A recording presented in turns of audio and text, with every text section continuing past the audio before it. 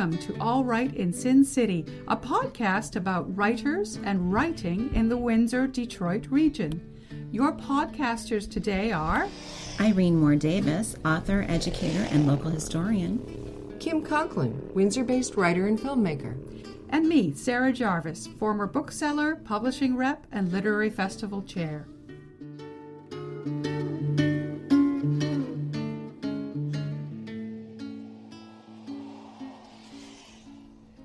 Today, we have a live recording of author Kimberly Simmons' book launch for To the River. It's about one of the most famous escape stories in Underground Railroad history, and Simmons is a direct descendant of the book's heroine. The event was held at the historic Sandwich First Baptist Church. The church was founded in 1820 and is the oldest active black church in Canada. It was also an important Underground Railroad site. The current building, a large open structure, dates to 1851. Now, here's our own Irene Moore Davis, who introduces Kimberly Simmons and the amazing true story in her book, To the River, The Remarkable Journey of Carol and Quarlls. And now I want to introduce the amazing Kimberly Simmons. Kimberly Simmons started with a dream to become a professional dancer. And I can tell you, she's very nimble. I've seen her run, and I've seen her climb things, and she does it very gracefully, and she also stoops to conquer and all that stuff. But she has a life and a career that have taken many turns, befitting the interesting personality that she is.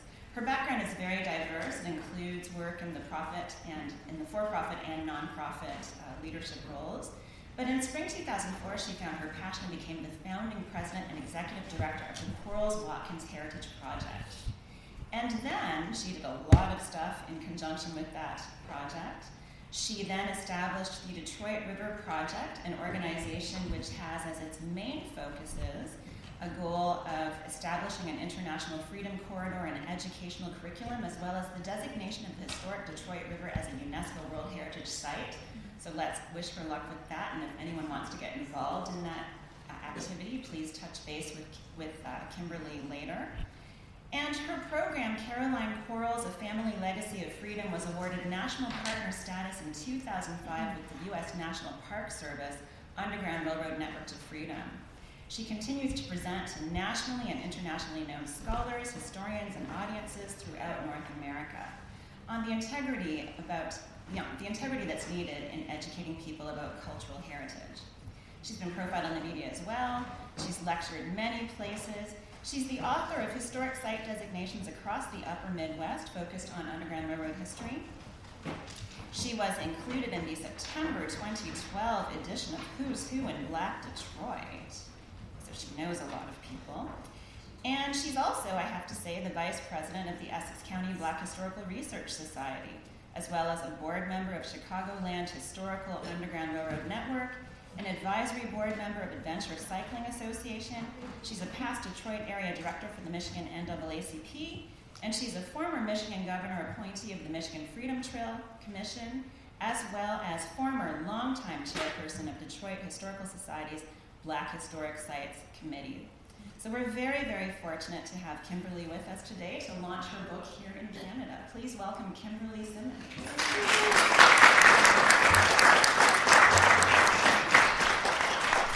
That was a lovely introduction from someone that works just as hard as I do. It's a wonder we sleep.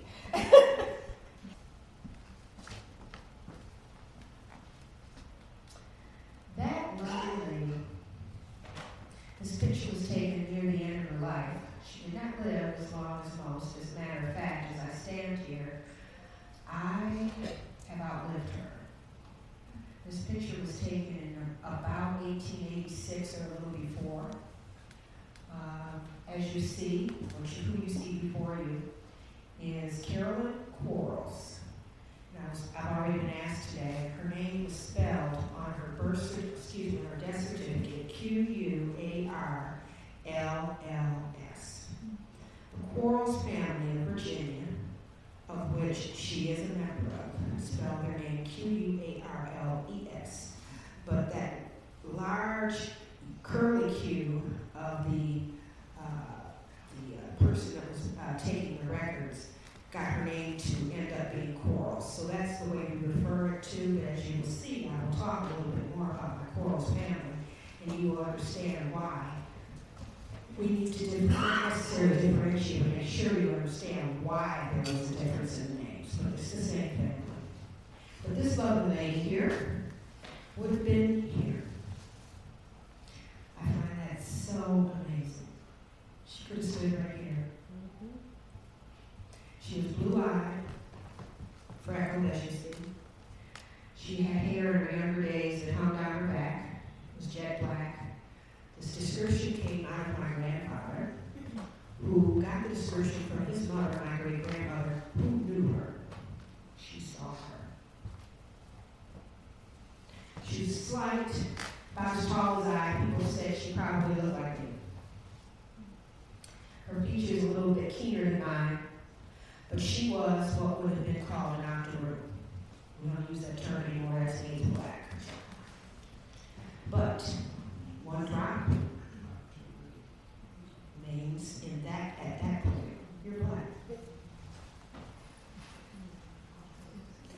So she is the story that we tell.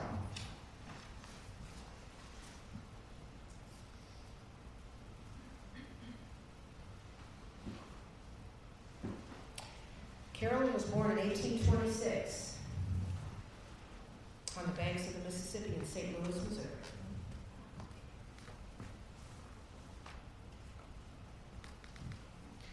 But Carolyn was born in Missouri for a reason. Her family, the Quarlls family of Virginia, were there from the Revolutionary War. Carolyn was at birth the granddaughter of her owner. Her owner was Dr. Robert Quarlls. He was a surgeon, doctor for Virginia militia. He was a member of the landed gentry in Virginia. And that membership to that group also produced someone related to his wife. His wife's name is Patsy Quarlls. And this here is George White, who, as it says, delegate from Virginia to the Continental Congress. He was considered the first law professor in the country of the United States. And if you look real close at that document that you see before you, July 4th, 1776, for the Canadians, that's our Declaration of Independence. If you look real close underneath John Hancock's signature, each of those blocks were signed in what would have been blocks of delegates for each state. So each of those blocks of states separated. So below John Hancock's name, you get to the bottom. That bottom block is the Virginia delegation. And the first signature you see is George White. And the reason why you see his signature above, two signatures above the gentleman that wrote the Declaration of Independence, Thomas Jefferson, is because George White was his teacher. He had 3 students, John Marshall, Thomas Jefferson, and James Madison. 2 became president. 1 wrote the Declaration of Independence. All of them honored him because at the time that this was signed in Philadelphia, Mr. White was not there. He was back in Virginia taking care of business for his home, his plantation. Therefore, he had to come back to Philadelphia and sign this document after everyone else had signed. And Thomas Jefferson specifically stated that they were to leave a spot for his signature, and it would be above each of the others because they wanted to honor him as being their professor, their mentor.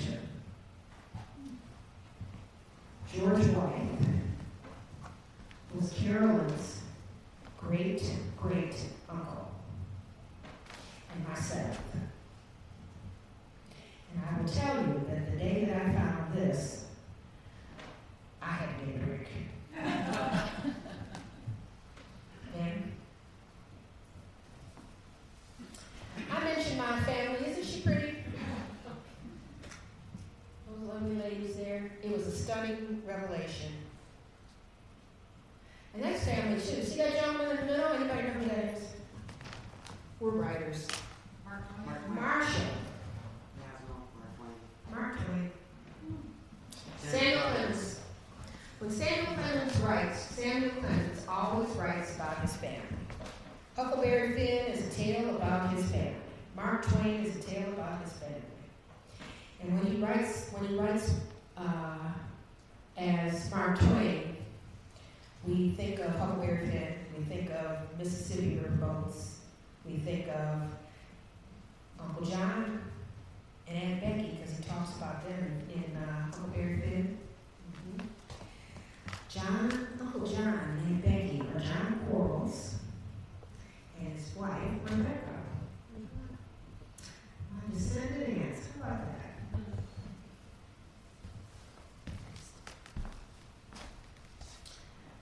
Oh yeah, and then there's these pieces of family.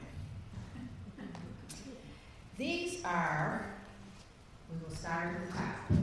In the center, with the hat in his hand, that is Charles Langston, abolitionist, the fiery one. On the left, to his right, is his brother. That is John Mercer Langston. John Mercer was the first African American elected to United States Congress from the state of Virginia. His home in Oberlin, which is their home, it's a National Historic Site. Now to the left of Charles Langston is Charles Simmons, my nephew, and the cousin to everyone on this in this photograph. And don't they all look like? The first time I put those two pictures, those folks together with my nephew who's only 23, I had historians taking a gasp. Oh my God. Because the one that he's above in the lower right-hand corner, his name is Louis Sheridan Leary. And does anyone know who that is? Louis Sheridan Leary was one of 5 men at Harper's Ferry with John Brown. There were 5 African Americans, African Canadians that were actually at Harper's Ferry. They aren't talked about often, but he was one. And he survived for 10 days after swimming the Shenandoah after the raid that day. He wrote a letter to his wife because he didn't tell her where he was going. And he left her and daughter to fight for freedom.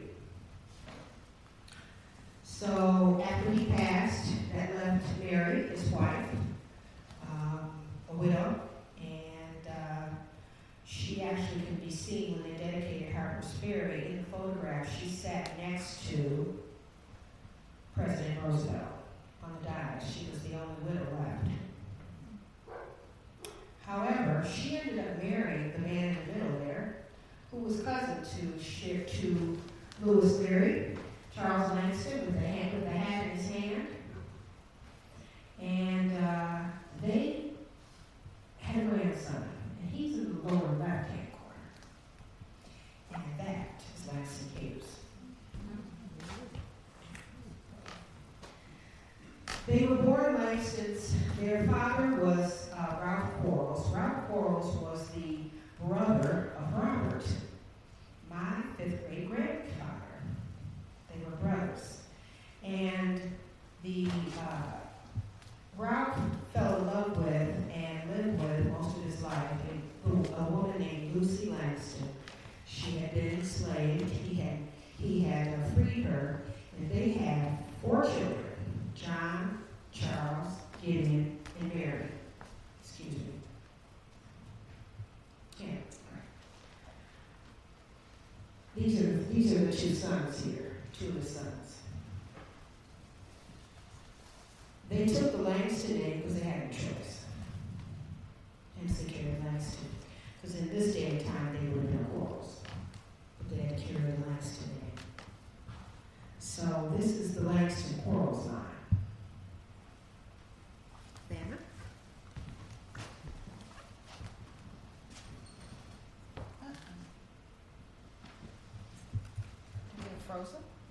It appears to be so. Yeah. We have Frozen. We have some freezing. Okay. Anybody know the song in Frozen? Let it go.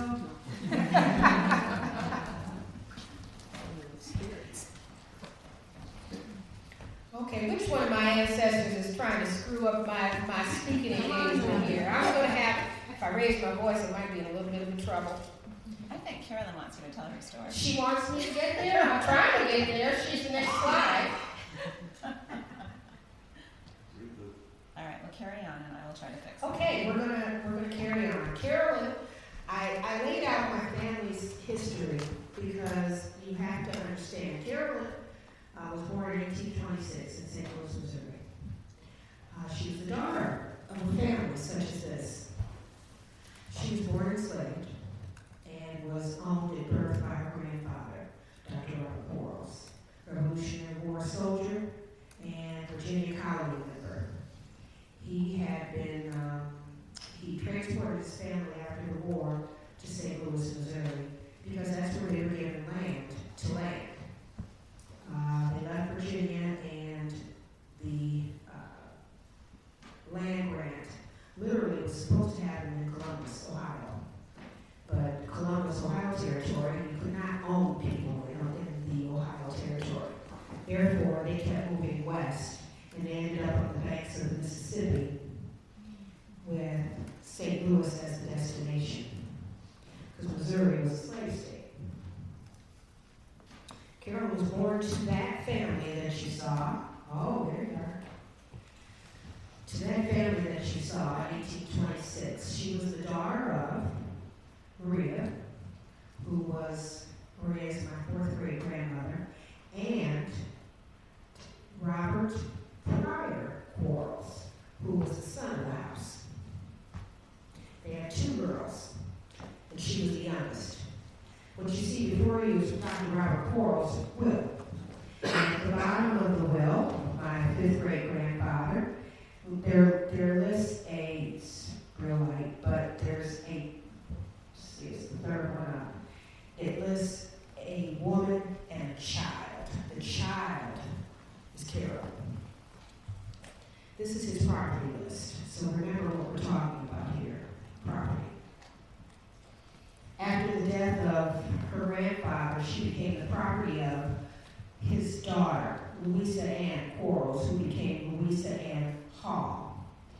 But women had as much rights as those that were enslaved, and so her ownership, Carol and her mother's ownership, was transferred to Louisa's husband, Charles R. Hall.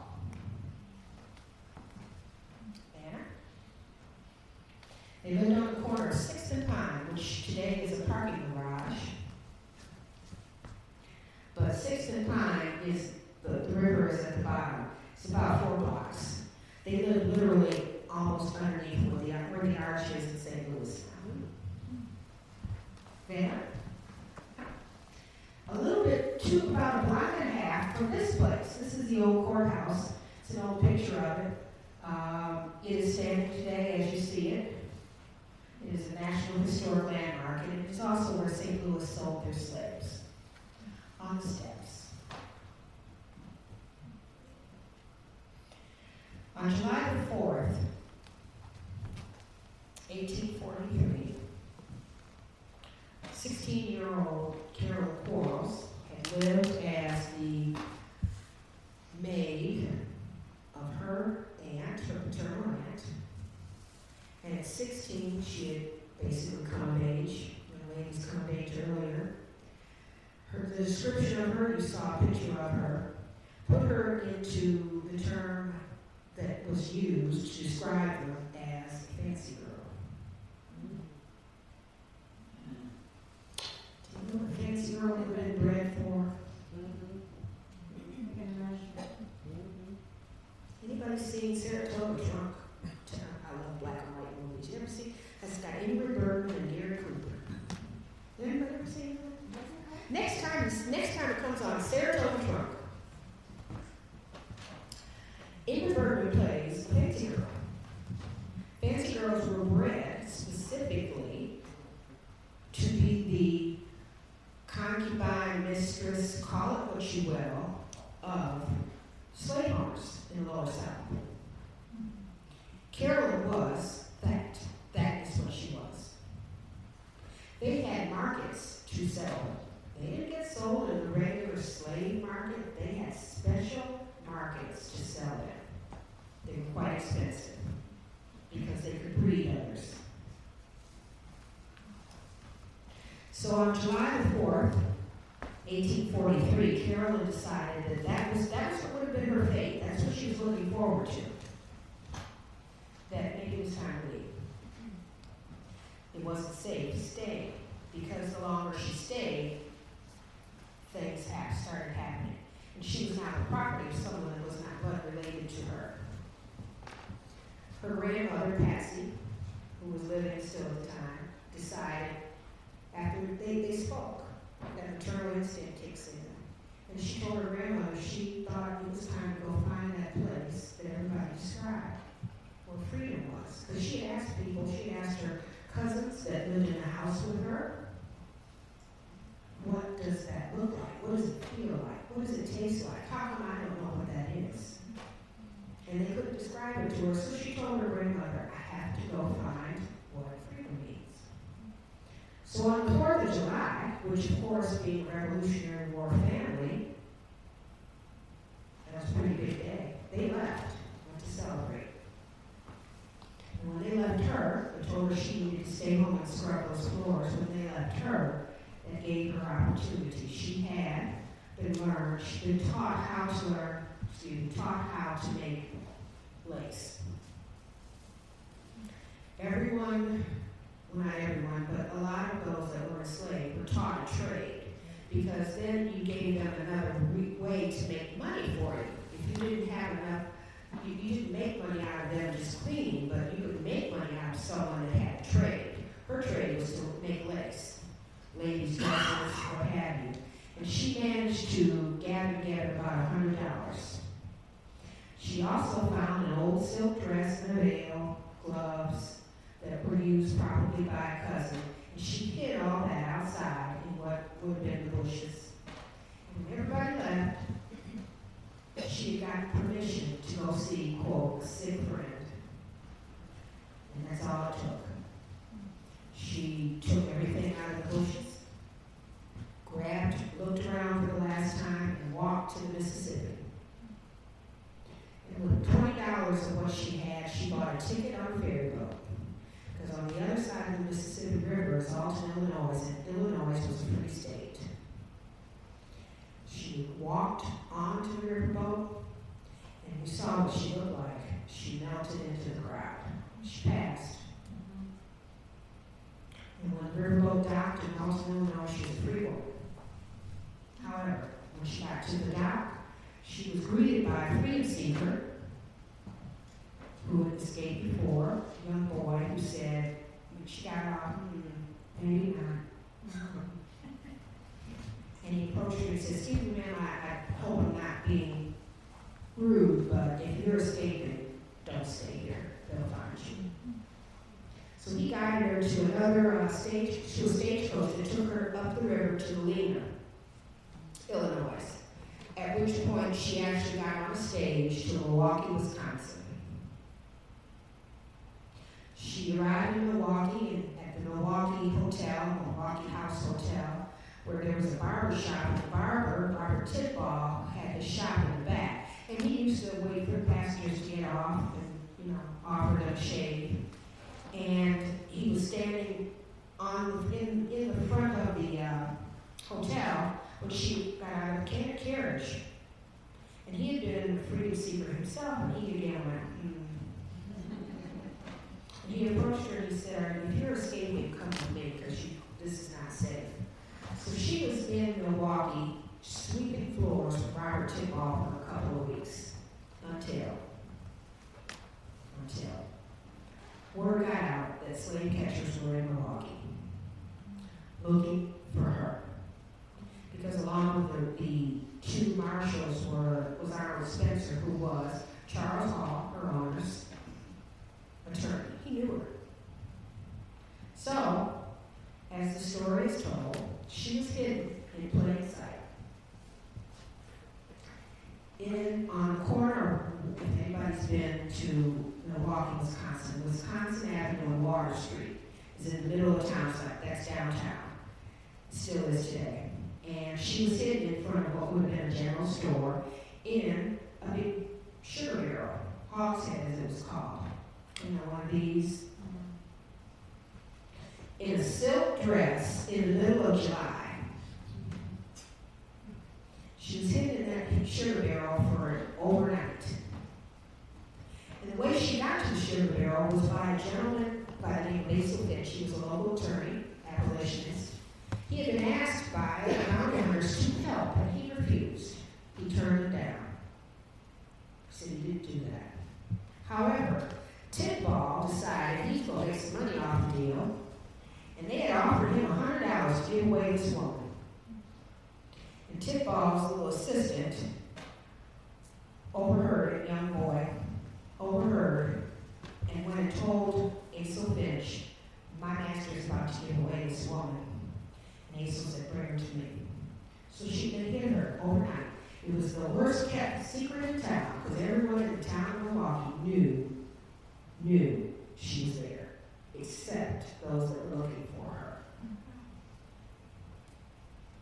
So, in a barrel, 12 hours, hidden, she was. People walked by, put a little water, while they were going door to door looking for her. At the end of the evening, Asil Finch took her out of the barrel, put her on a horse, and they went out to the outskirts of town, and actually went to a gentleman by the name of Deacon Samuel Brown, founder of Milwaukee, one of the 5 founders of Milwaukee, to his farm site. They were in the dead of night.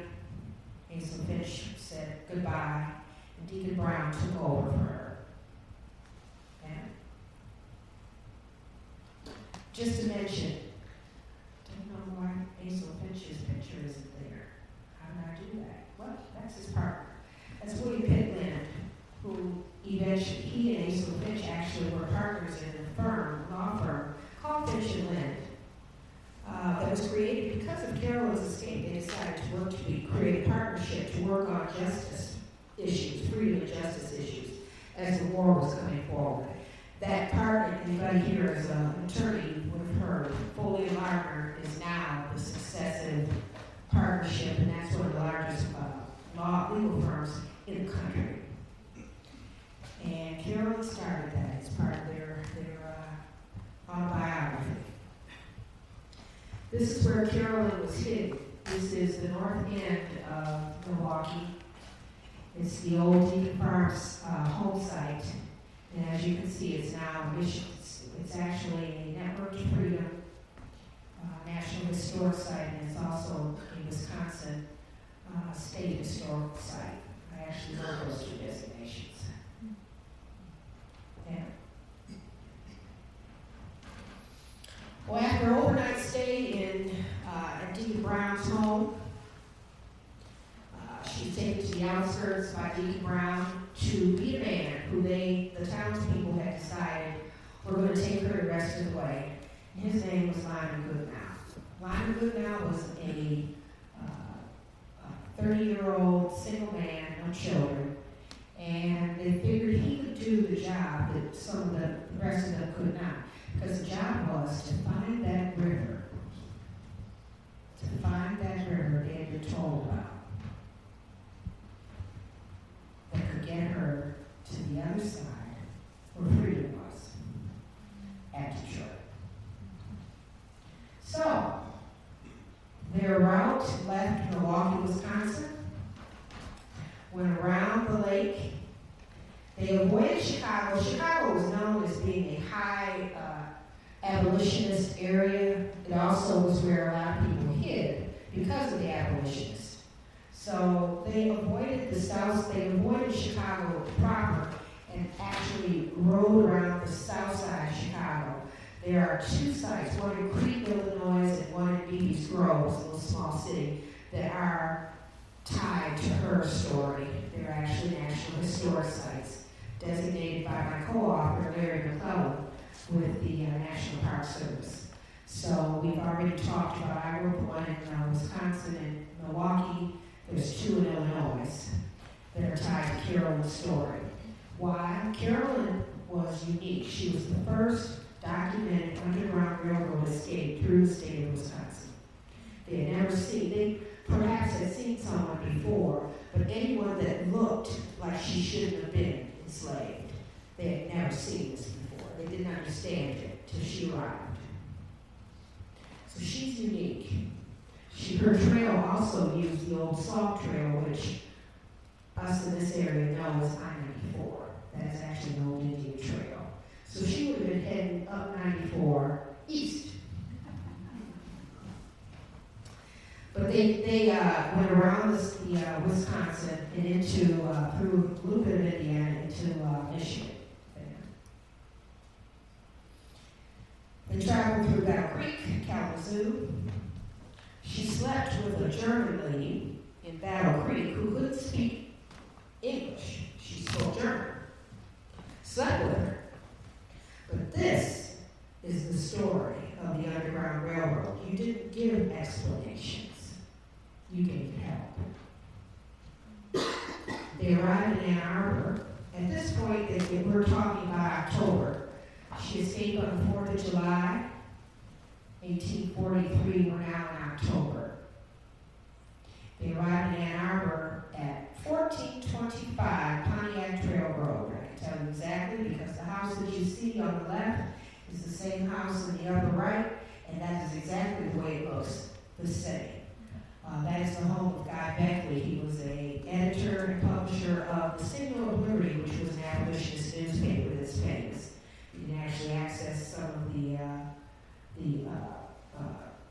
volumes of it online. But they were hidden in the basement. That is Michigan Historic Site.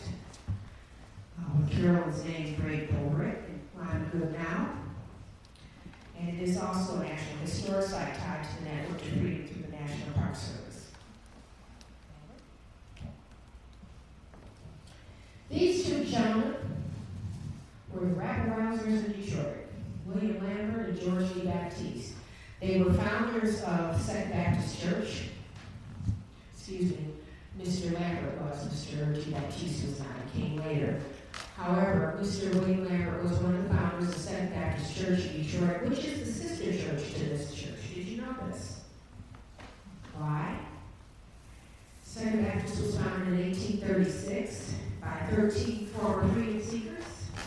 This church we stand in today was built in 1851, the building itself. But prior to that, the congregations met. They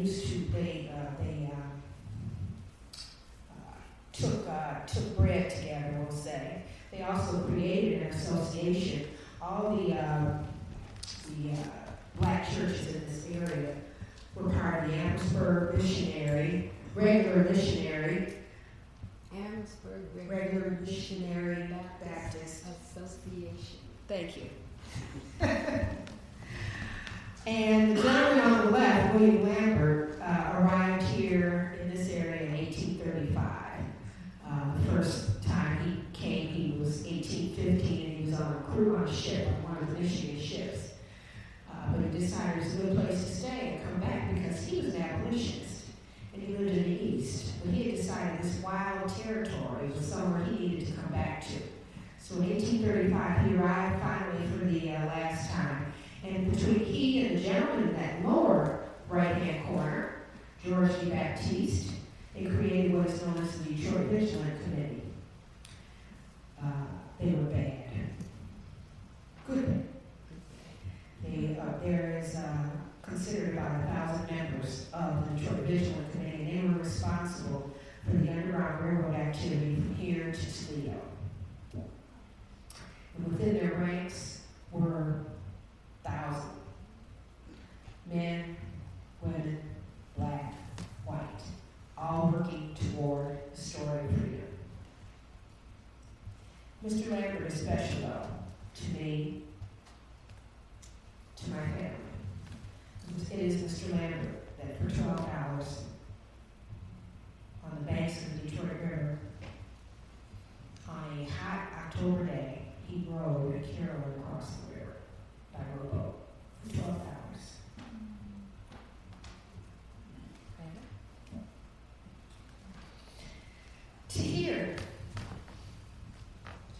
was dropped off at the house of a family by the name of Haskell. And it was said that Reverend Haskell, he was a reverend, wasn't such a good reverend. She mentioned he had a few dark traits, but we won't, dark traits, that's a lie. But that pond was actually a cove that's behind, right off of Watkins when you get to the river, was the dropping off place. Do you know this? Did you know this? Do you know who dropped off their loads there? We're talking about Levi Coffin. We're talking about John Brown. They were in this church. There's a picture of Levi Coffin. How many of you have ever heard his name? He's out of Indiana. There's a picture of Levi Coffin in this church, in this structure. Can you imagine? Can you imagine?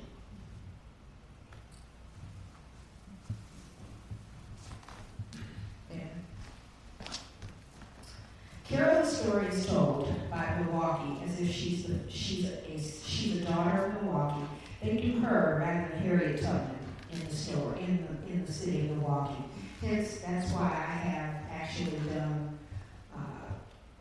speaking engagements in the schools. I've spoken in Kenosha, Wisconsin, because they're all tied to her story, and they know my story, my family story, better than I do. The kids do. But she's honored, and this is one of the honors. The Underground Railroad Bureaus, they're called, in Milwaukee, are underneath the City Hall. They're part of an underpass. It's the Marquette Interchange. There's an underpass that kind of rides through downtown Milwaukee, and it tells Carol's story on the walls.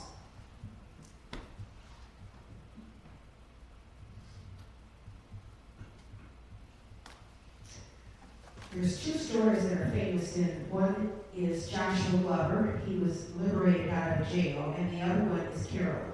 So that's her granddaughter on the left there. And Joshua's story. So coming and going, when you're going, you see Joshua and Carolyn, and then when you come back, you see them on the other side. And then all along the walls are their story. Next. The dedication was done in 2008. In the lower right-hand corner, you see the mayor of Milwaukee. On the right and on the left was the governor. It was part of a $3.5 billion project paid for by the Department of Transportation of the state of Wisconsin. And they are very proud of those, and they should be. They're quite spectacular. We've talked about this. That's Harper's Ferry, and that's my cousin. Amazing. One small block where freedom lives, yes. We are surrounded by it. Do you know that in this church, within this church, you had Frederick Douglass has spoke here, Levi Coffin, John Brown. This church, this building, this place. Oh, those parks, thank you. More recently, is special. As you probably drive by here a lot. Oh, or have been here a lot. And in the case of Florine, the family lived across the street, down the street.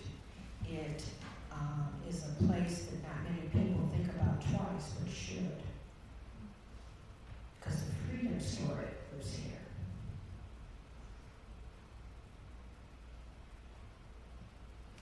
Why do we know all of this? Well, down the street, we're right not too far from where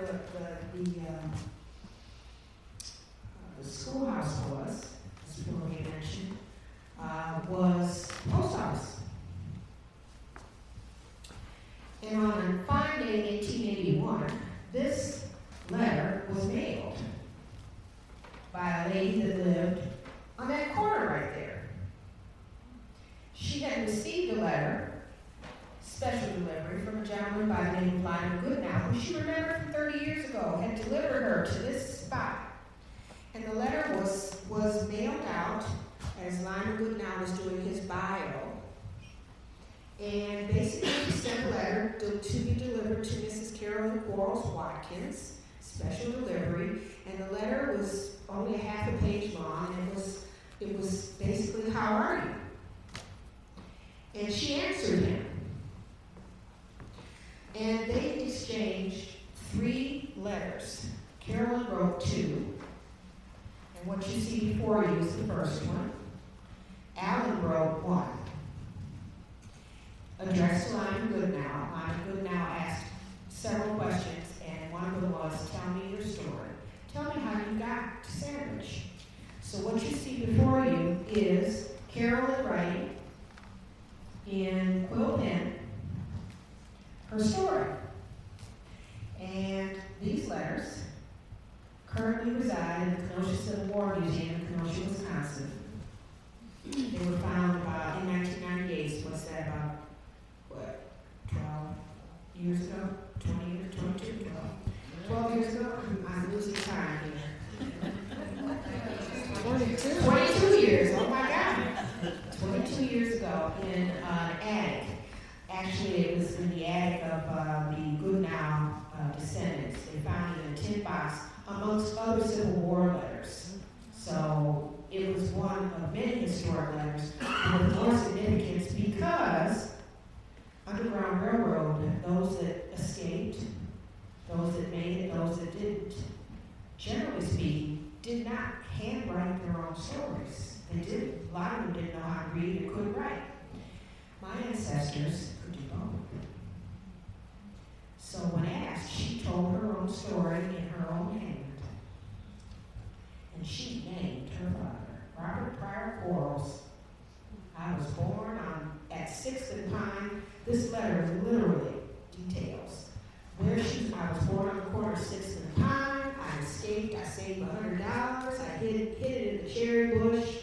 My father was Robert Pryor Quarlls. I worked for my aunt. This letter literally was like a deathbed confession. She told her story. Alan, in turn, wrote us his own letter. He answered Lyman Goodnow, and basically the letter was a thanks. Thank you for bringing my wife to me. When he arrived in Colchester in about 1838, he came with 3 children, and all under the age of 10. And he came along 600 miles out of Kentucky. He had escaped from a place of enslavement. Was enslaved by a woman by the name of Cleveland, Nancy Cleveland. Had escaped because his first wife had been sold away from him. And when sold away and faced with not being able to live with her husband and her 3 children, she committed suicide and jumped into the Mississippi on the way away from Maysville. So he arrived here alone, dragging 3 kids. I would have said, okay, got men in the room, but can you imagine sending a man to CBS or to Rite Aid or something for some diapers? This man took these 3 children under the age of 10, 600 miles by himself.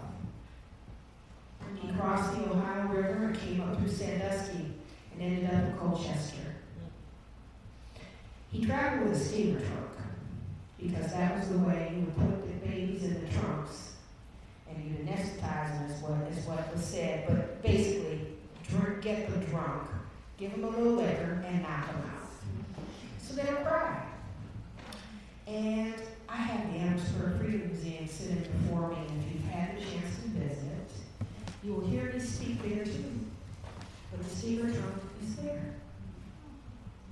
So when I walk into the Freedom Museum and visit, they know.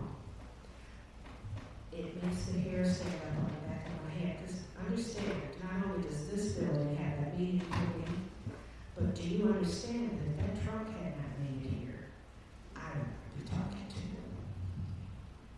you. Then, so he got his answer.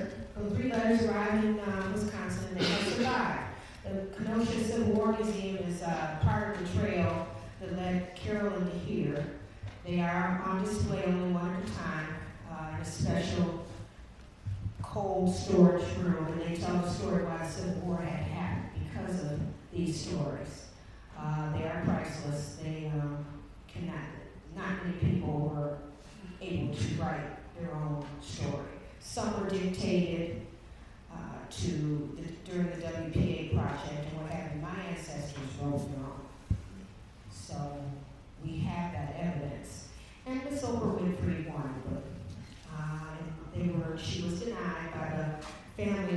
the Goodnow family, descendants, because they didn't want them to leave the state of Wisconsin. So she didn't particularly care for that because she didn't want to sit down and interview me when they tried to work that out. However, they are in Kenosha for all of us to share, to read them. And I have had them in my hand. Yes, I have. I talk about having some chills walk run up your spine then. And please understand, the letters that I have in my hand in front of me, the gentleman with me is Dan Joyce. That's Dan Joyce, ladies. Dan Joyce is the current executive director of the Kenosha Civil War Museums. In Kenosha, the Civil War Museum, there's 3 museums. He's the executive director of all. At the time, he was the senior curator. And he gave me the opportunity to hold those things that are pretty special. On the right is the young lady who is no longer doing it, but they do Quarlls in the Kenosha Civil War Museum. They have a small play that they do based on her, and she was playing Carol at the time. I visited. Next. And there also was a play, Midnight Cry. The city, Milwaukee, has a children's theater. It's called Milwaukee Children's Theater. And James DeVita, who was one of their resident playwrights, wrote a play that debuted in 2003 called Midnight Cry. And it has toured the country. It has seen Broadway for a short run. It's been in Dallas and in the Lower South. And in 2003, we were there for the opening, and in 2014 they did a revival. So that's me with the cast in the lower right-hand corner there.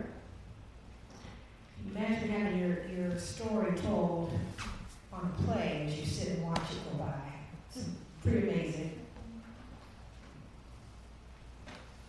That's the end of my little talk. I wanted to share with you. A lot of people have heard my story.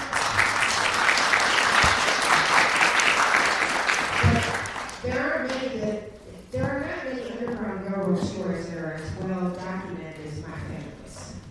My family's story, as I said, is in the Civil War Museum in Kenosha, Wisconsin, in the Amherstburg Freedom Museum. It's been in books, not just the book that I wrote, but someone asked me today from the Windsor Star, I was interviewed, and she asked why I want to write that book. And this is why. Carolyn and Alice's story has been discussed and written about by several people, quite a few, as a matter of fact. There's 2 books that are specifically written about her. And she's been included in 7 or 8 others. She's in several biographies, and you can find her on the internet. As you see her murals there's all kinds, but to do the story from the family's point of view is what I want to do, because now it's official. Because I read bits and pieces of some others' stories, and not necessarily are they true. I had read one little bit where the lady says, well, she supposedly garnered $100 for doing, and I'm like, when I read that, I'm like, okay, wait a minute now. She had a trade, and she made money. She didn't steal the money. So it was time for the family to tell the story correctly. Thanks for joining us. Look for more episodes of All Right in Sin City wherever you listen to podcasts, or check out our website, allrightinsincity.com. For information and announcements of new podcasts, sign up to our email list or follow us on Facebook and Twitter.